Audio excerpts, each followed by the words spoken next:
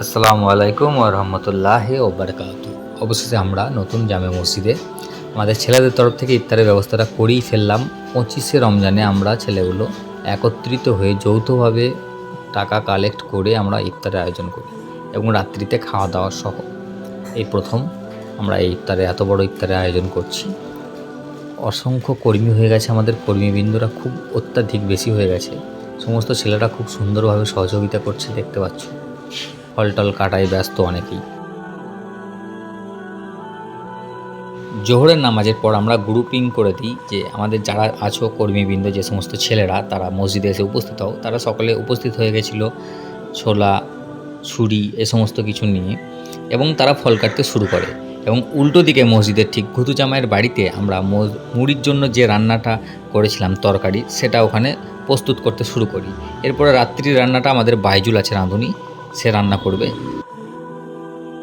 নতুন জামে মসজিদের দোতলায় দস্তরখানায় বিছিয়ে দিয়ে আমাদের ছেলেরা সব প্লেটে খাবার সাজাতে শুরু করে ইফতারের জন্য।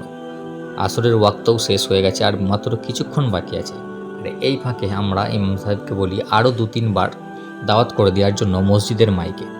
ইমাম সাহেব সেই মতো মসজিদের মাইকে আরও 2-3 বার দাওয়াত করে দেওয়া শুরু করলো। আমাদের ছেলেরা খুব সুন্দরভাবে ফলগুলো সাজিয়ে গুছিয়ে প্লেটে রাখতে শুরু করে এবং 2-1টা মুসল্লি আসতে শুরু করে মসজিদের দিকে। ইফতারের 15 মিনিট আগে ইমাম সাহেব মাইকে আহ্বান করে সমস্ত মুসল্লিদের মসজিদে ডেকে নেয় এবং হাত তুলে মহান আল্লাহ রব্বুল আলমিনের কাছে সম্মিলিতভাবে দোয়া প্রার্থনা করা হয়। দোয়ার পরই ইফতারের সময় চলে আসে এবং আমরা সকলে একত্রিত হয়ে এই প্রথম ইফতার করলাম অনেকগুলো মানুষ সম্মিলিত হয়ে। ইফতারের শেষে আমরা মাগরিবের নামাজ পড়ি এবং নামাজ পড়ার পর আমরা রাত্রিতে যে নামাজের শেষে খাওয়া দাওয়ার ব্যবস্থা ছিল মাংস ভাতের, তার আয়োজনে ব্যস্ত।